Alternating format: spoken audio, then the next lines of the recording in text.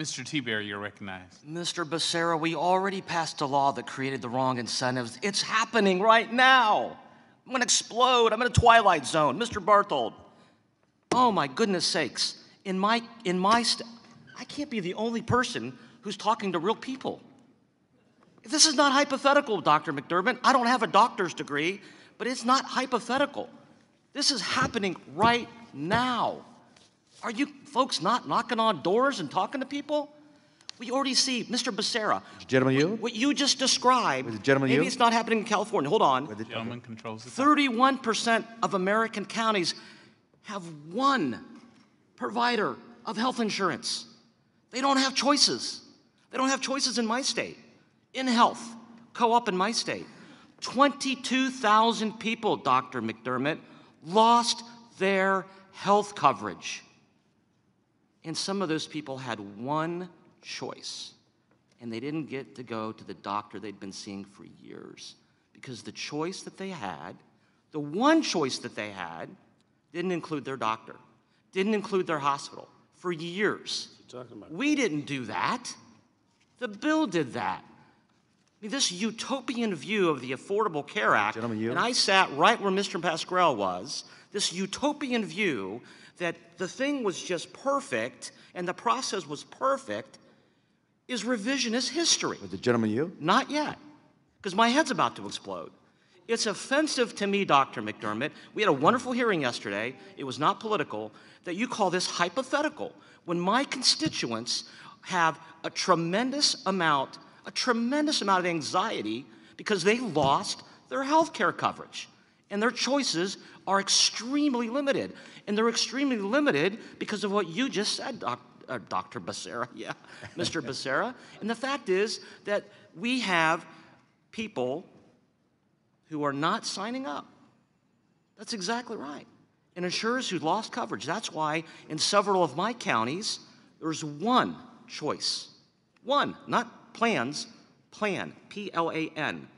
And when there's one plan and one choice, guess what? Less access, higher cost, higher deductibles. This is not fairies and princesses and unicorns, maybe in Seattle, but not in Ohio. Dr. Barthold, this sheet of paper. Is the gentleman going to yield? I will, after my question. Okay. Dr. McDermott said the issue was hypothetical. Your sheet here, correct me if I'm wrong, when we look out to 2017 in that window, that number appears to me, despite my anecdotal evidence of it not being hypothetical, it appears that you have evidence that it's not hypothetical either. Can you explain that in layman's terms, since you're a lot smarter than I am? Mr. Tiberi, I'm certainly not smarter than you. Oh, yes, you are. As I was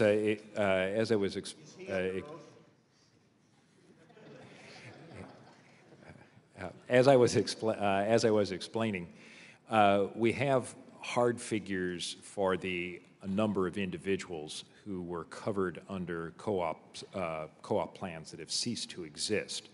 We don't have hard data on exact numbers on who lost coverage, did not obtain coverage from another plan, who is paying the mandate.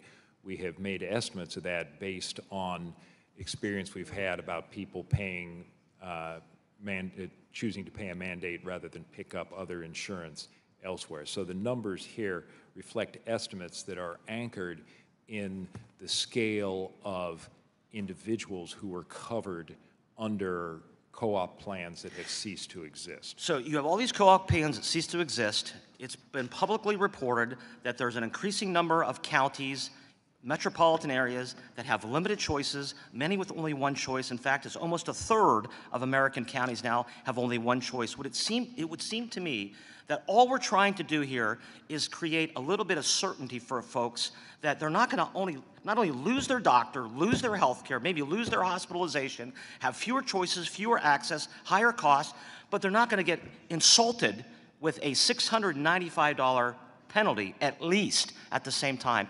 Seems common sense to me. I'll yield my last 15 seconds. Don't